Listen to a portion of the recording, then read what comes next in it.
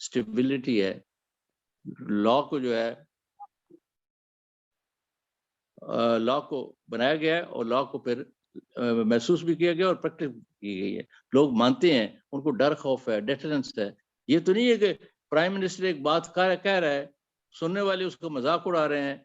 अब कहना तो अच्छा नहीं लगता, लेकिन एक उसका एज से 1/3 एज का है बंदा, पुकारता उसको ऐसे है कि जैसे कि अब्यूजिव लैंग्वेज में। कोई अदब अदाब नहीं है, कोई अखलाक नहीं है, कोई तरबियत नहीं है। प्राइम मिनिस्टर भाई एक मुल्क का, उसको इज्जत दी जाए, उसका जो दर्जा है वो उसको माना जाए, उसके मुताबिक बात की जाए, उसके स्टेटस को तो एक्सेप्ट किया जाए, उसके जो रूल्स रेगुलेशंस हैं उन्हें आप तरीके से क्रिटिसाइज करें, न कि गाली गलौज और अब्यूजिव लैंग्वेज यूज करें। तो मेरा पॉइंट कहने का ये है कि ये सारी चीजें बन सकती हैं वंस वी डिसाइड कि ये प्रेसिडेंट हो, और उसके लिए अगर आइन में कोई अमेंडमेंट करनी पड़ती है तो वो की जाए। पार्लियामेंट अपनी जगह रहेगी, पार्लियामेंट ये नहीं कि खुदा ना खासा खत्म हो जाएगी, लेकिन इलेक्टेड वो हो बंदा। फिर अगेन वो बात आएगी, तालीम की कमी है, यही वडेरे जो हैं जीत के फिर आ जाएंगे उसके इर्द गिर्द। उसके लिए उसके पास पावर हो कि जिसको मर्जी हो वो ले, जिसको नहीं मर्जी, जो नहीं ठीक उसको न ले। 10-15 बंदों की कैबिनेट हो और उनसे काम ले, काम लेना उसको आता हो, ऑर्डर देना जानता हो और ऑर्डर मनवाना भी जानता हो, फिर बात बनेगी। तब जाके पाकिस्तान के मसले हल होंगे। अल्लाह करे ऐसा हो। This is my humble suggestion and these are the views I had felt to put forward. Thank you very much. जी, thank you very much professor साहब। डॉक्टर सरवर आलम साहब, वेलकम जी, अस्सलाम वालेकुम।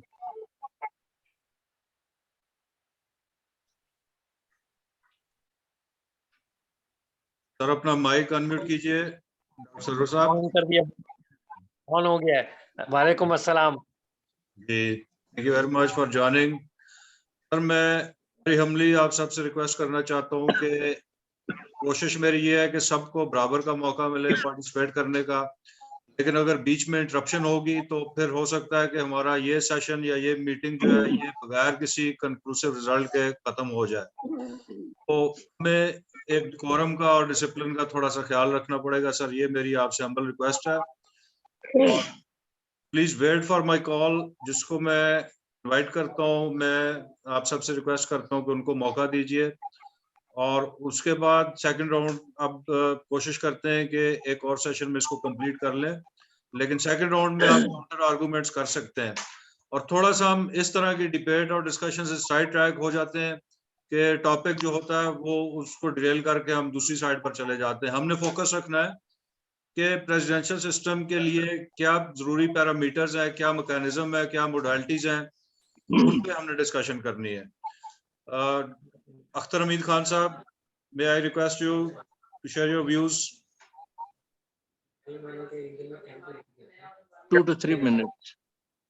ये माशाल्लाह लोगों ने बहुत अच्छे सजेशन दिए, बहुत अच्छी बातें की, और मैं दो चीजें ऐसी कहना चाहता हूँ जिसमें सबने मेरे ख्याल में राय जाहिर की है कि वो प्रॉब्लम्स हैं। उसमें एक तो ये है कि जो इलेक्टेबल्स या जो भी जो आ जाते हैं, तो मेरा सजेशन ये है कि पार्टी सिस्टम खत्म कर देना चाहिए, क्योंकि इनकी फिर एफिलिएशन जो पार्टी से है खत्म हो जाएगी और लोग इलेक्ट होके वो आए जो अपने इलाके में कुछ काम करा हो। तो ये एक चीज है। दूसरा ये है कि जो आदमी को सेलेक्ट करना है, ठीक है, इस वक्त हमारे सामने इमरान खान है, जैसा मेरे ख्याल में डॉक्टर रांझा ने कहा था कि जो था खुलफा का, तो उसमें कैसा हुआ था, वैसे ही है कि चंद एक लोग सामने ये हैं, इसमें से किसको करना है, तो वो पार्लियामेंट में बैठे हों, वो उसमें डिसाइड करे कि किसको बनाना है उनमें से, और कोई पार्टी ना हो, कोई ऐसी बाइंडिंग ना हो कि भाई इसको देना है इसको नहीं देना। तो अब जैसे वो जब वो थे अपने मुस्तफ़ा खर, उन्होंने एक दफा कहा था कि मैं अपने इलाके में अगर खंबे को खड़ा कर दूं तो वो जीत जाएगा।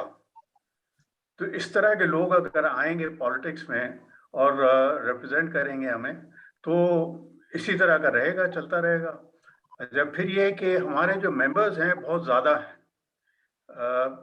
MNAs और MPAs जो हैं बहुत ज़्यादा हैं, इसका नंबर भी कम होना चाहिए।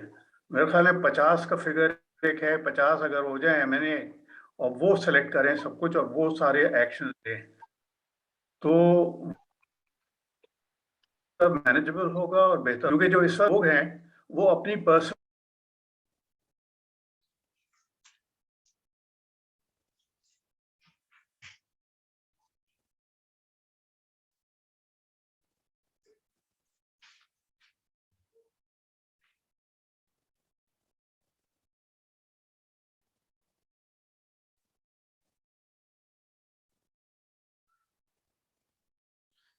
Yes.